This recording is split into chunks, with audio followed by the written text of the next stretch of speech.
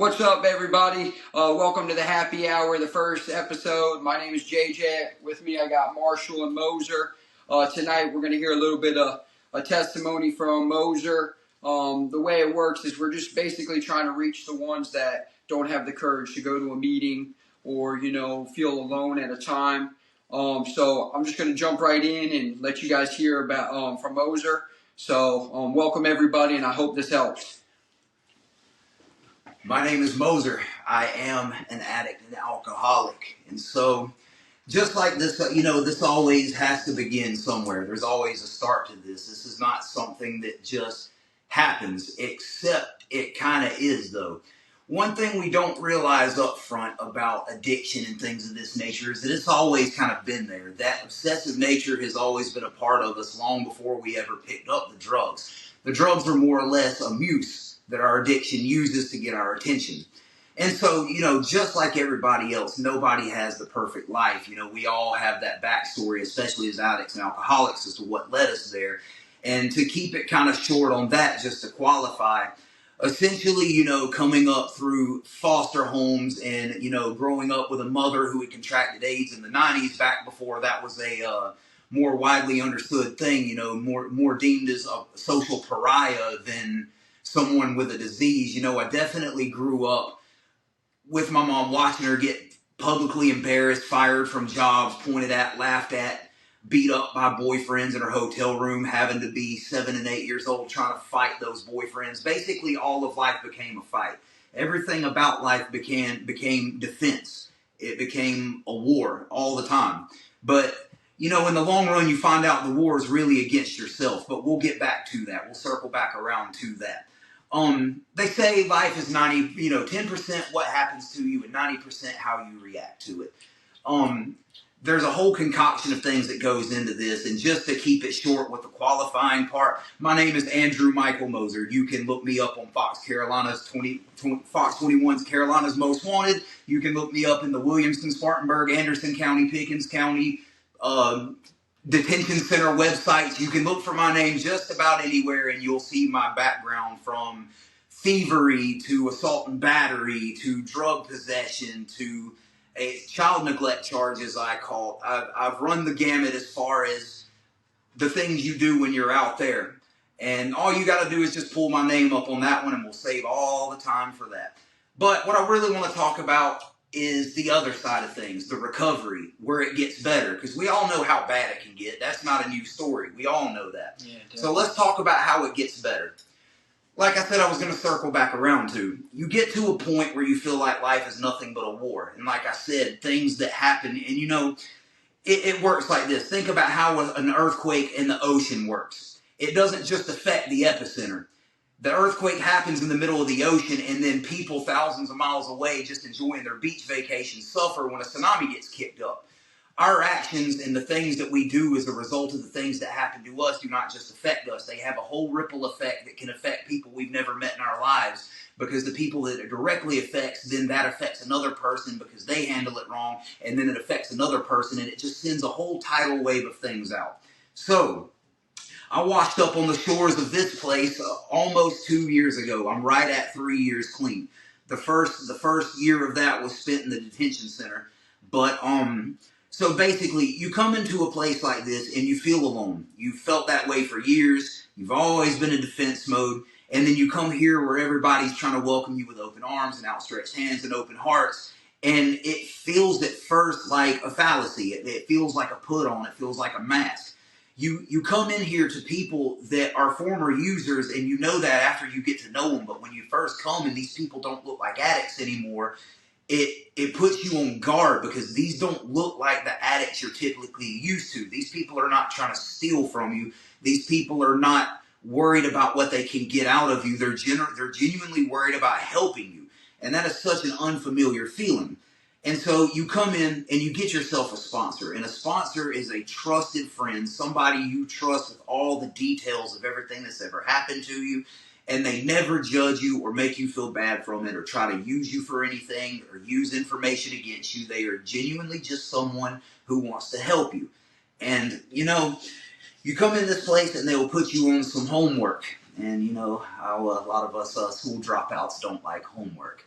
But that's right. Moser, real quick, can we rewind a little bit? You know, growing up, you said that you know your mother and you know group homes and orphanages and stuff. Do you feel that in the way of you having that upbringing that it had a big standoff when you came into a program, or how did that look when you came into recovery? Well, I'm gonna give you an untypical answer for this one. No, because to be honest with you, growing up that way, everyone else around me was growing up the same way, and I was not realizing that anything about our lives was abnormal.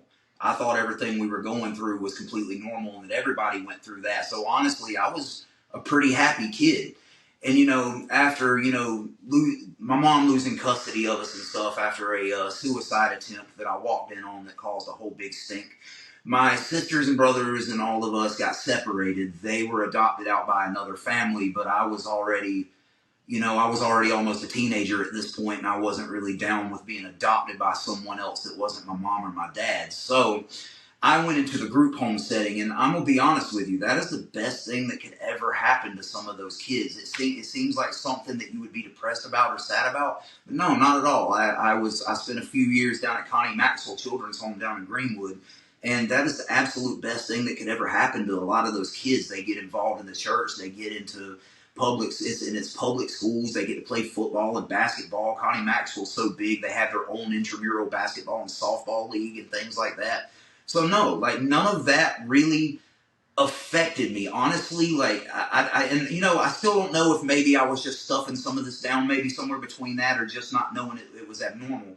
Really, when everything really took effect is when I got older and I kind of felt like I had to control everything. And that's another thing we'll circle back around to, feeling like we have to control everything.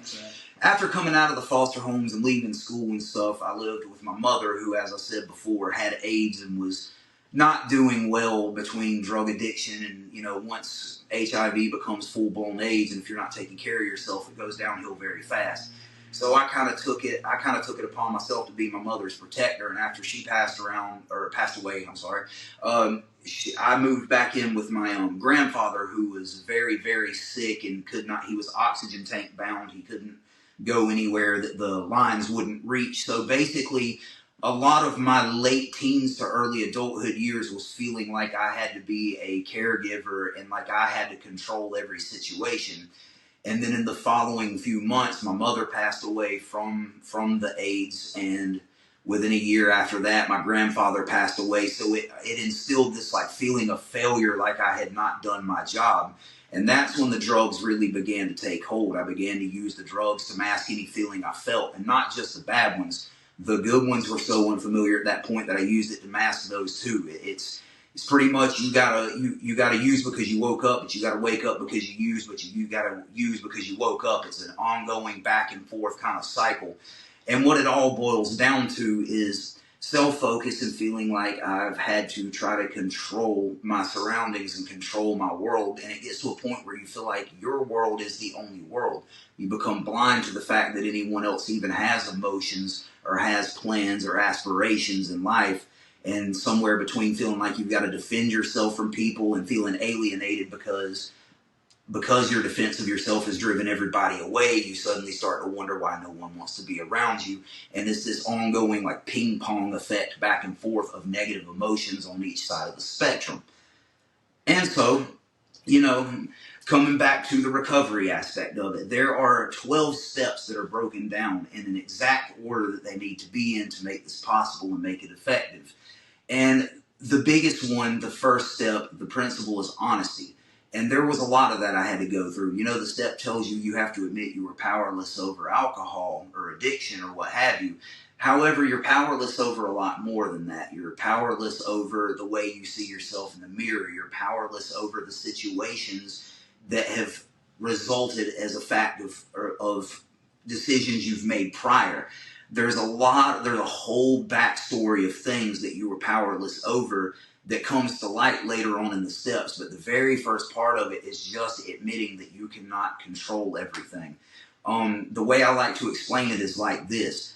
Honestly, if I told one of you to go outside right now and snatch a telephone pole out of the ground using nothing but your bare hands, and I gave you 12 hours to do it. You can't do that. You cannot do that barehanded.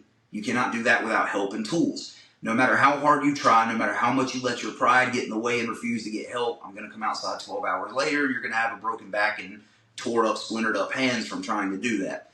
We were not put on this planet to control everything and to be able to keep our lethal hands upon every decision that everyone has ever made and will make. That's not our position in life. So that's the honesty aspect of it. Admitting. Do you believe, like, in the honesty aspect, like how we're talking? Was it hard for you coming from that, the way you grew up, the way that we rip and ran, being an addict and alcoholic? I know when I came in the rooms, it was hard for me to say that I couldn't control because it was me against the world. Did you experience a little bit of that too? Absolutely, most definitely. Again, I mean, you said it best. Really, it's like You've come from an entire lifetime of feeling like you had to be the one to make things happen if they were going to happen. But you also, on the other side of that same quarter, everything that has happened in life has been a direct result of something you have done. You basically block yourself to any outside influence, be it your higher power, be it other people, be it family, be it wives, be it children.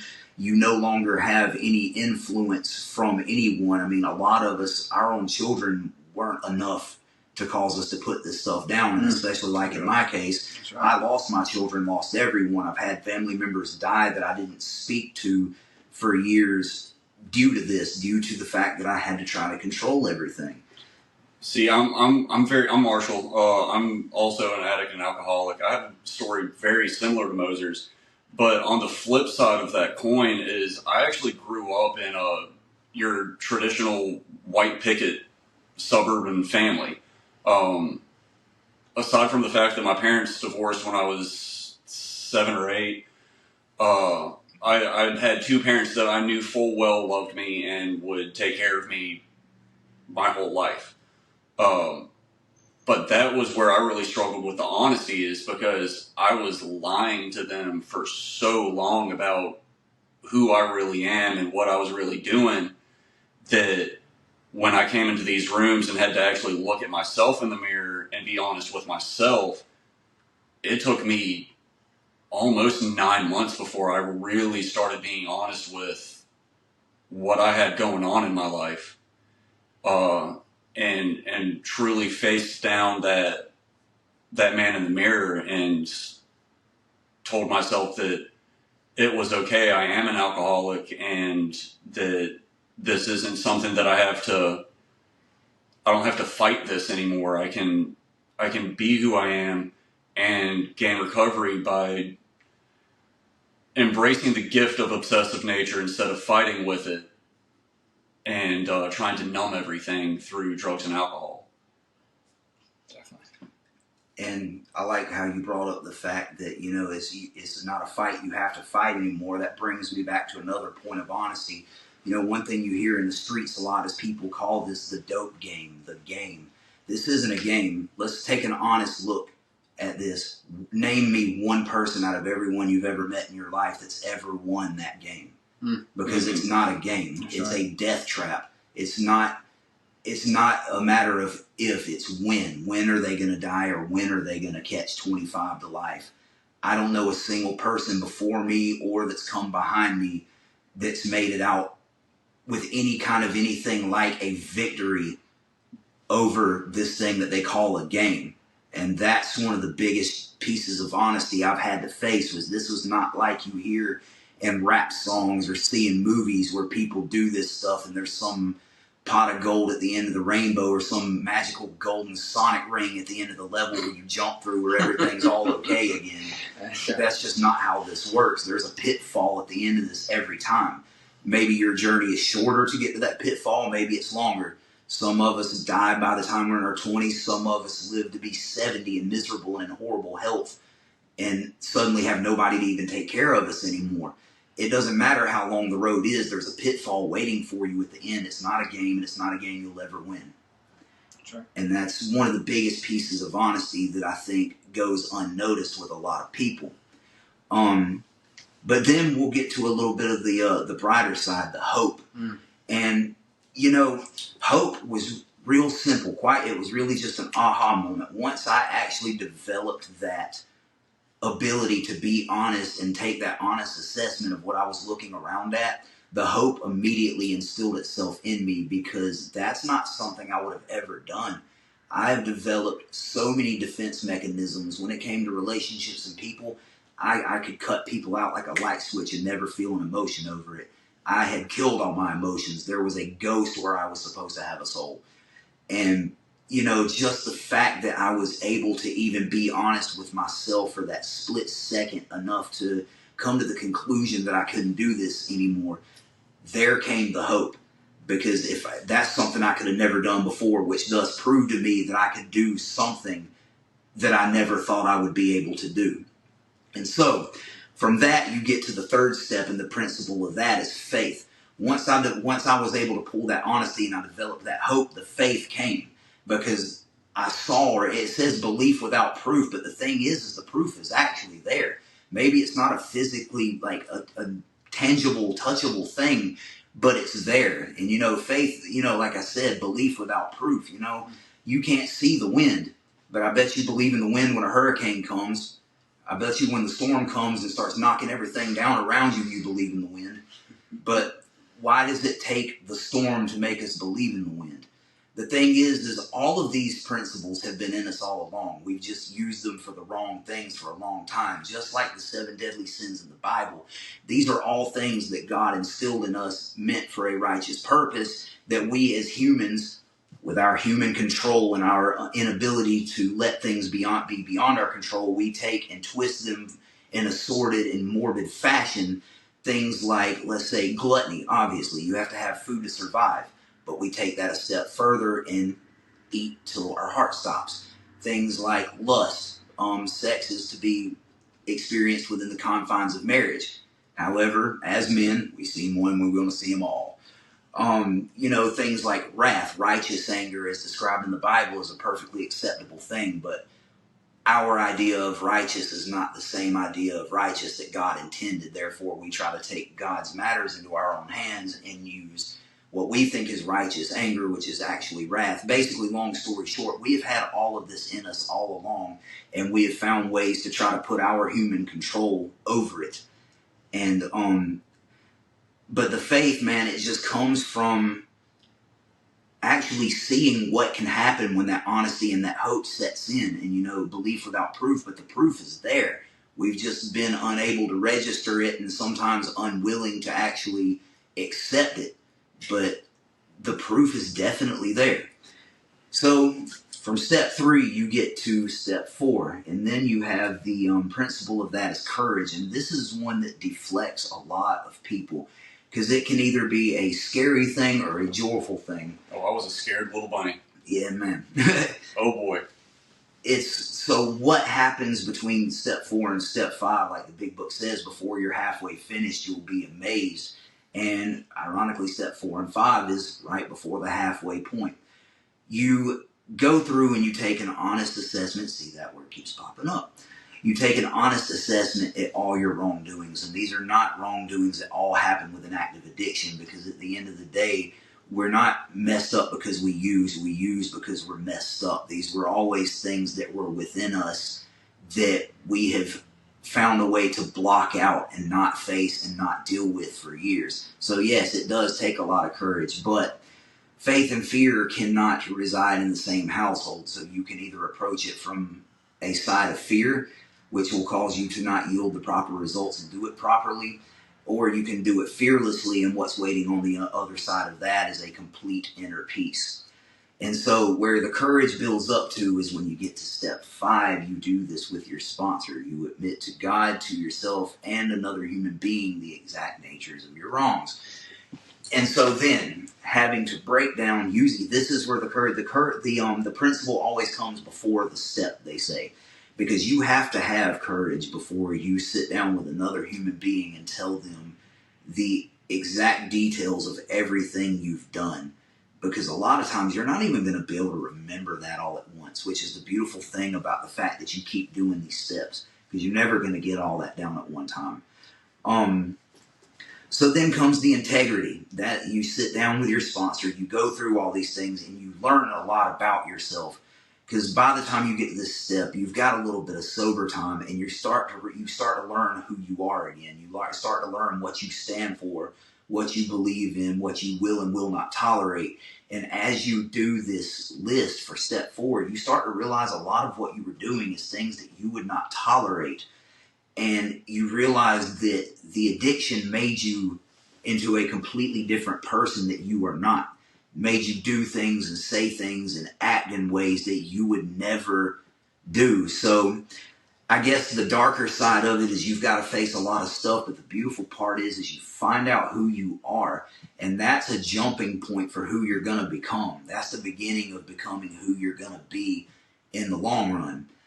And, it's like, I like to say this when we do these little meetings at Solutions, when we're talking about step 5. Essentially, if you've got an old dilapidated house, you're not going to tear out certain parts and then rebuild a new house around rotting foundation and rotting boards, because essentially you're going to do all this work just for it to collapse back down around you. You've got your solid foundation between honesty all the way up to the courage. The integrity is going to be the new boards that you use to frame the structure of this new house you're trying to build. Because anything that you don't come out with and get rid of and let go between that 4th and 5th step is a rotting board that you're building a staircase on, and one day you're going to walk up the steps and fall back through. But, it's Do you believe, like, so if for the viewers, I probably I bet that in their head they're questioning, saying like, man, so far with him changing, you say if he was somebody new or she was somebody new that just started to view in and they were like, hey, he's going through these steps. We talked about the honesty, we talked about the hope, we talked about the faith and the courage, and we're roughly around there. Like, what brought you to go full throttle into something that was like a 12-step program, AA, NA, NEA that you're involved in? What was that turning point in the sense of that it was so deep down inside that it was like, I'm willing to do whatever it takes? Well, just that, going back to the very, very first beginning of it, the honesty, realizing that nothing I had tried, and believe me, I had tried every different direction, every different mixture of things. I've tried every chemical, I've tried every feeling, I've tried every direction, I've tried every method, I've tried everything I could to somehow spin what I was doing into the right way. And at the end of the day, it just boils down to the honesty. That very first step is what brought me full circle into it, because number one, it was not something that ever occurred to me. I was always raised by some very tough men, such as my grandfather and my dad, and they were very hard-nosed. Even especially with my grandfather, like admitting weakness or any kind of powerlessness was a no-go. Like, I was raised completely against that.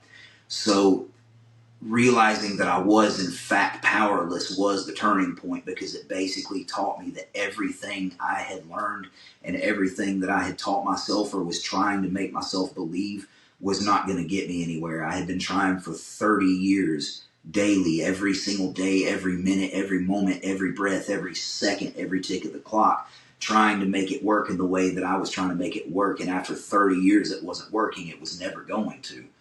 So definitely the honesty, that's literally where it all began, and that's where it's got to begin with all of us. That's important. You can't skip any of these steps. They are in the order that they are in for a reason, and it all begins with honesty. It all begins with that realization of powerlessness and an honest look at the fact that you have tried everything you know, and it's never worked, and that's because it's never going to. What was a little bit of hope like when you came into recovery? Like, what was like that first thing that you saw, that light of hope that was instilled that you were going to go to your faith? You were talking about a little earlier about how that hope, it led you to faith. Because the way we were born, and the way we were raised, some people raised, like Marshall was saying, that he had an upbringing. Both of our lives were a little chaotic. We were in group homes, things like that, but most of all, it was like, okay, I'm now in a program. I'm now doing AA or NA or any A that we're doing. What was that what did that look like to you when it was like the hope to get you to that faith, that you started living by a God of your own understanding, you know, or who you choose to call God? Okay. That's actually easy one. It's a simple two-parter. Number one, just the quick and easy one is going back to the fact that I was ever able to be honest in any format. But the biggest one, coming into a place like this and seeing 180 people from all different walks of life, you know, out there, you know, people like myself from the music scene, and then being tied up in things like gangs and tied up in drugs. You usually don't see metal musicians hanging out with accountants, hanging out with gangbangers, hanging out with mechanics, hanging out with people that work in offices, hanging out with people that work in restaurants, and just seeing a whole large group of people that are able to not worry about each other's faults and all their differences, but instead putting all that aside and focusing on, even if it's only one thing they have in common, focusing on that one thing that they have in common, and seeing them all share a room and, you know, hug each other and support each other and cheer each other on and be there for each other. These are people that you would never in any other aspect of life seeing people have anything to do with each other. And if they did, it was usually a fight. And just seeing that kind of thing actually existed in the world, that there was actually a group of people able to not worry about what anyone. The thing is these people don't care what you've done with your past. They don't care about any of it. Chances are, in like something him and I share where we bonded, we have a very similar experience as far as our criminal background and what it caused us to lose, and that hopelessness we felt, and almost an inability or no drive or desire to ever even try to recover from that. All you have to do is come in these rooms and you will find one person who has done the same things you have, said the same things you have, seen the same things you have. And when the problem all along is you felt alone, and you come in and you begin to experience that really awakens that hope in you. Because, you know, you always feel like you never did fit in, even in your own skin.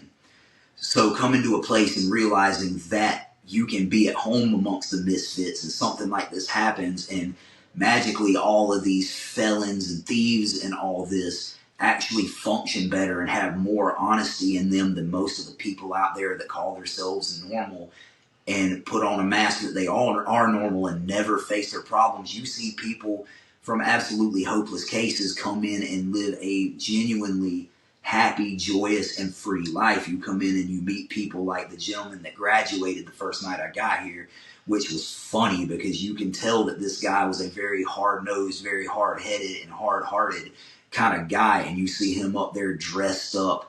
His little grandbaby runs to him at the front of the meeting in tears because she's so happy to see him. And you see, which one he's talking about. And you see him with this big gruff face make a joke and say, "Everybody says I'm unapproachable. Man, I'm approachable." Seeing people find that smile, find their sense of humor, and find the things that made them from the get-go is what instills that hope. Seeing the evidence of something that you have never seen before, and seeing that a happy life actually exists and that you can move on from who you were and become who you were meant to become, that's where the hope comes in. Nice. You know, so you were talking a little bit about, you know, where before I asked you a couple questions about having this list and sharing with somebody else. You know, when you have this stuff, you know, a lot of people say, and I know that whole big thing that is thrown around like AA and stuff, that this is the relapse step. You know, what got you over that to be able to get down pen to paper, to be able to share with a sponsor, you know, and have that relationship with God so that you could share it with him. You know, because, you know, what I was always told that is he already knows that you know, that he knows that you know. You know, so it was like, what drove you a little more to do that? You know, put the pen to the paper, share with a sponsor. So the fourth step says a searching and fearless moral inventory. Fearless was the thing about that. When you see these people walking around happy and you decide that that's something that you really want, and again, I said the word decide because when you go back to the third step, you were making a decision, because I think we have all figured out at this point that not making a decision is a huge decision. And when you see these people happy and you genuinely want what they want, and you have come to a point where you are willing to do whatever it takes to achieve that smile and that carefree attitude that they have, you will do exactly what they suggest. And that's where sponsorship comes in. And that step says searching and fearless. The thing about that is searching, that's a two-part thing. Searching is going through, when you do that list, you're not just searching out the bad parts of yourself. Honestly, the more important part of that is finding the good parts of yourself. That step has a two-way effect that's really cool, because you have one of two types of people, and I have never seen one in the medium of this. It's always a very egotistical person that doesn't see anything wrong with herself, or, if you're like me, a very downtrodden person that doesn't see anything good about themselves. So what that searching and fearless moral inventory does is, searching is finding the good parts of yourself. Fearless is facing those darker parts of yourself. So what it'll do is either bring you off your cloud a little or bring you up from the ground a little and put you back on an even playing field. So at that point, the odds are not stacked up against you. What happens from there is a direct result of whether or not you are truly programming and letting go of those reservations or not. What happens after that is solely up to you via your higher power. But the important thing is that you are connected with your higher power, but you also realize that God is not just going to do this for you like a flick of a light. He's putting these tools at your feet, but you got to change your own tire, because he's tired of changing your tire for you every time you have a blowout. I mean, it's just like if we were kids. If your dad's still changing your tire for you every time it blows and you're 35 years old, eventually your dad's going to pass away. You're not going to know how to change a tire. There's character development that comes in. The things that we are meant to become are all a direct result of these things, these tools that are laid at our feet and how we use them. But you have to use them, because if you want to change your tire and you just leave the tools laying on the ground, your tire's never going to get changed. It's kind of like one of the I guess you call it a joke we have around here, is to never pray for patience, because if you pray for patience, God is going to put someone or something in your path that is going to try your patience. Absolutely. And boy, I prayed for patience when I first got here, and did he ever give me some people in my life that I call brothers and some of my best friends, but they try me on a daily basis. Right. They try that patience. That's right. Definitely. And one of the beautiful things about the searching and fearless moral inventory, we as humans have this kind of funny disability to recognize anything good without the bad. Because, let's look at that honestly. Without pain, you would never know what pleasure was. Without imperfections, you wouldn't know what imperfection is. Without hate, you wouldn't know what love is. And without the devil, you wouldn't know what God is. If you want to take this all the way back to the very beginnings of Adam and Eve, we as humans have this thing where we get bored. We don't appreciate perfection. God put Adam and Eve in the Garden of Eden, and the first thing they did was got bored and did exactly the one thing that they were ordered not to do. Therefore, and one thing you'll hear a lot here is, why did God let this happen to me? Why did this happen to me? Well, because we wouldn't know what a good life looks like maybe without the bad situations that have happened. In order to purify gold, you've got to run it through extreme heat and trim off the slag, the junk off of it. Diamonds are created from pressure and stress. Nothing good in life comes without some pain and some hard work. If you go to the gym, you go in there and your muscles ache and burn, and the result of that is you build a healthier, stronger body. Anything in this life worth keeping does not come free. Look, any ill-gotten thing you got will be taken away from you, just like drug money, just like fast women, anything like that. Nothing in this life that comes that simply is even worth keeping. God did not take the Red Sea away. He parted it. He made a way through it, but we still had to walk through it. He didn't just take it away. The problems aren't going to go away like a flick of a light switch, but as the big book says, we will instinctively learn how to handle situations that used to baffle us. And then that's where we come in and start learning how to handle situations in ways that are productive and effective, and not in ways that ripple out and affect other people in negative ways. Yeah. So do you believe everything that you've been through was a life lesson? Do you see that with recovery? In our past, you had to go through them things because now that you can reach more people, Absolutely. do you believe that's what you needed to go through so that now you are that tool to give back and you can be that light in the darkness? Absolutely. Because look, this is an easy question to answer. Look at the Big Book, made back in the 1930s, maybe even written a little bit before that, but actually published and put out in the 1930s. In all our scientific glory and experimentation and trying this and trying that, doctors are not one step closer in the past 100 years to curing addiction than they were back then. If you are a heroin and fentanyl addict, like I am/was, the best thing they come up with is to give you Suboxone and methadone. And that's not a cure to the addiction. That's just an addiction to something else. All they have figured out how to do is put off withdrawals and just postpone the inevitable and keep you addicted to something that they give you instead of something that somebody else gives you. However, this gives us a unique ability to be able to do something that no scientist, no college graduate can do. Nothing can help more than someone who is experienced in what you were trying to do. You're not going to learn about drugs from someone who's never put a needle in their arm or never touched a bowl or what have you. Somebody who's got a desk full of degrees is not going to be able to tell you what heroin withdrawal feels like. You don't learn to play quarterback from the kicker. You don't learn how to kick from the linebacker. That's right. You've got to have someone who has that same experience as you and has, again, done the things, said the things, and been through the things you have in order to properly learn how to help someone else do this. And at the end of the day, that's what this is. It's a take from the well, replenish the well situation. The most important person is the newcomer.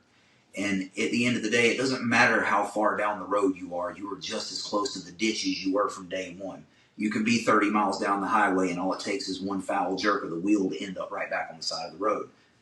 That's right, man. So, with being on a journey, I'm coming up almost on 4 years, and biggest thing is I wanted to start this little podcast to get you guys on here and start telling a little bit so that then viewers can hear that exactly. Maybe one person will hear that, hey, his story is similar to my story, and give them a little bit of hope, So, what was that changing point in your recovery? Say when you came in, and all of a sudden you're hitting the ground running. We're talking about one through five.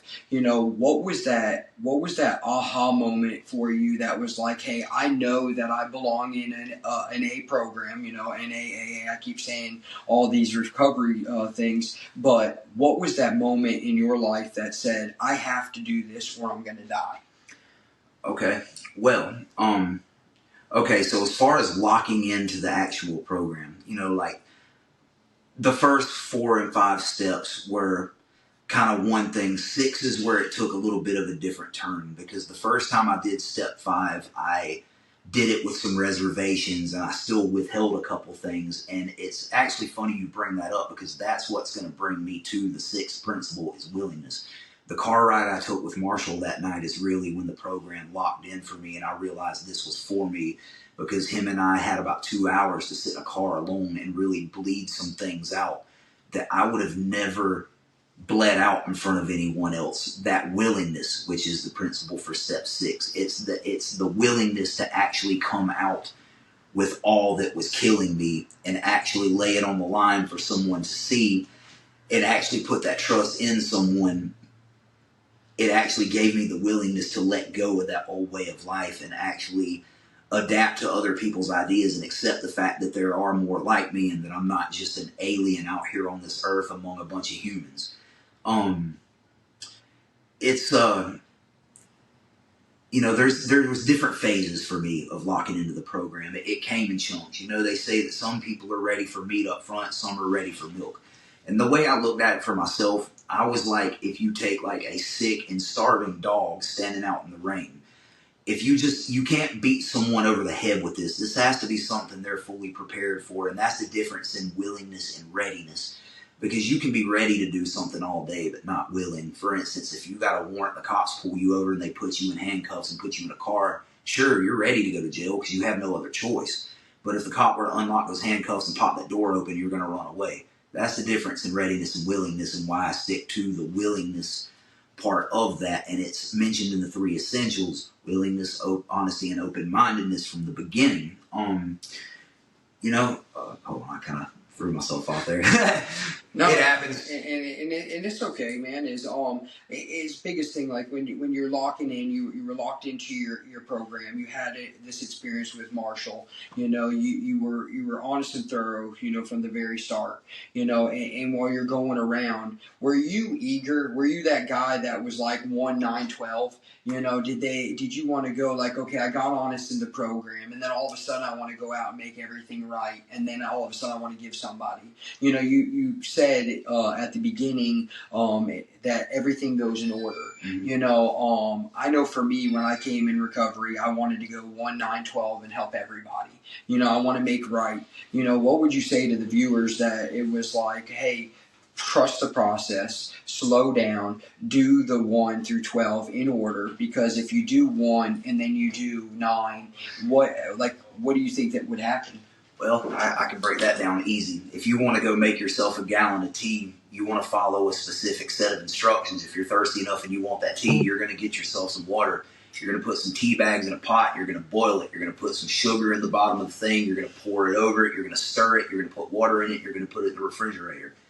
You're not going to try to put your own spin on it and do what you think you should do versus what's proven right, and go put lemon juice and pickle juice and hydrochloric acid in it, because then because then you have developed a cocktail that's disgusting and is not the desired result. Also probably kill you. Yeah, well, exactly. That's what happens when you try to 1-9-12 it. When you try to put your own spin on this thing, it does not get the desired result. In fact, it can have a very backwards effect, and it can blow up in your face. Absolutely. And it's like, you actually reminded me of what I was getting at with that. Some people come in and they're bold and ready to go from the jump. Me, I was more akin to what happens when you have a sick and starving dog outside in the rain. You're not going to get that dog to come in your house all at once. And the last thing you ever need to do is go out there and corner that dog and try to grab him, because he's going to bite you. He's going to go back to that defense mode. What you want to do is lay a kibble or 2 of food, let him get comfortable and walk up and eat that. And when he does, lay another one a little closer to the house. Start to gain his trust a little, lay another one. Do it in that exact order, because at the end result of this, step 12, this sick and dying dog was inside the house eating out of the proper bowl instead of standing out in the rain trying to bite people. That's right. So, moving a little farther along in the thing, what would you say your life looks like now, thanks to recovery? We talked a little bit about what you went through, the childhood, growing up in the orphanages, drug addiction, what did what did it look like in your last 24 hours? And then after your 24 hours, how does recovery look now in your life? Well, I have found that peace and that joy and that ability to deal with life on life's terms that everybody talks about. And, sometimes when you hear these things 1,000 times over, they sound cliche, but they're said over and over and over for a reason, because you need to hear them over and over and over.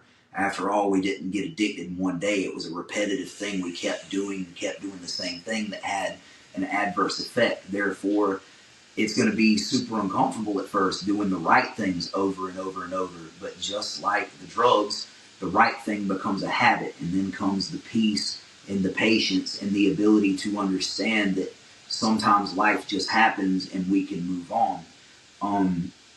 Recovery for me looks like giving up that war against the mirror, because I finally realized that, the world was never able to kill me. The person that was going to be able to do that saw me in the mirror every day. And it's not about winning that war. It's about waving that white flag and making peace with that person standing in the mirror with you, because you're never going to be able to kill that person, to get rid of that person. That person is who you are.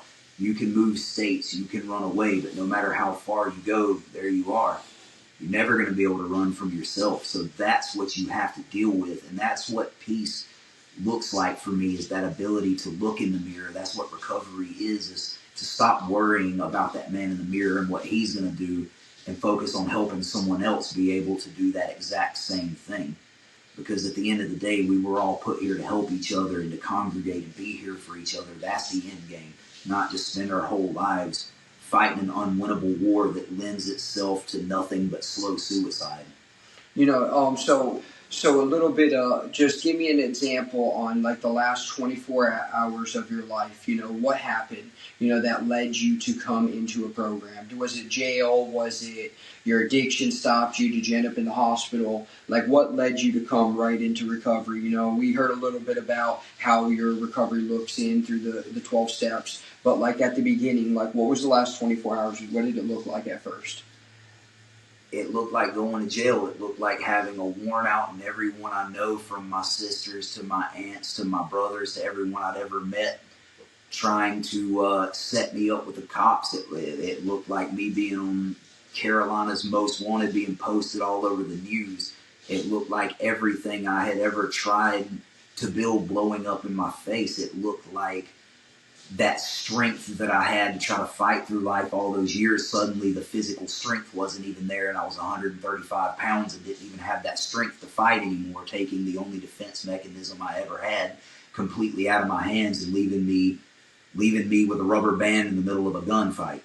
Yeah, and that's right. And I bring up that because, I know you. I remember when you came in. I wanted to start this podcast because I wanted viewers to hear the stories that I've heard from you guys. The biggest thing is I'll never forget, man, the guy that I met I thought he wasn't approachable. I thought this guy had an ankle monitor on him, and I was like, man, I remember being there. I remember having an ankle monitor on. I remember when the world was on my shoulders, that like, if I don't do this, I'm going to die. And now for, to do a little twist, what does your life look like today?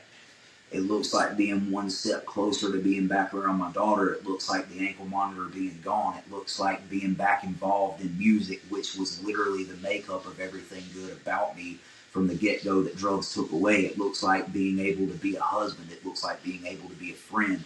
It looks like being able to get up on time for work and be responsible and be trusted with keys and trusted with money, when this time not so long ago, I'm the last person in the world you would have ever handed an envelope full of money and the keys to any kind of vehicle. It looks like this. It looks like the realization that I'm not trying to get my old life back, that I'm trying to build a new life. And that's one thing I really want to put emphasis on for anybody who's new out here. Please do not go into this with the notion that you're chasing getting your old life back, because that old life is what led us all right here to where we were. You're trying to create a new life. Some aspects of that old life may come back and be more healthy and more wholesome, and you be able to actually be a functioning part of those lives. But the actual structure of what made that old life is something you need to avoid like the plague, because at the end of the day, that house of cards fell in on your head, and if you go back into that same house, it's going to do the same thing again. That's right. It's very great to hear, your story, your testimony. I remember when we first met, it was an uplifting feeling to know that somebody ran as hard as me. Somebody that chased recovery as well. And that's why I asked you to be one of the first people to come on the show, is because simply the way that things work is we're like-minded, and the only thing that we are trying to do is that stop that drinking and drugging, and that was our common desire. You mentioned something in your story that a lot of us don't normally mingle. Different growing up, different way in ripping and running, and now this recovery thing is I see that we have a common desire, and that's to stop drinking and drugging, and it's an honor to call you my friend. I thank you for coming, doing this with me. It's definitely a blessing. This podcast, Happy Hour, is, it started just because I wanted to get you guys out there. I wanted to be able to get people to experience the same exact thing. And I really appreciate you coming tonight. Absolutely. Thank you, man.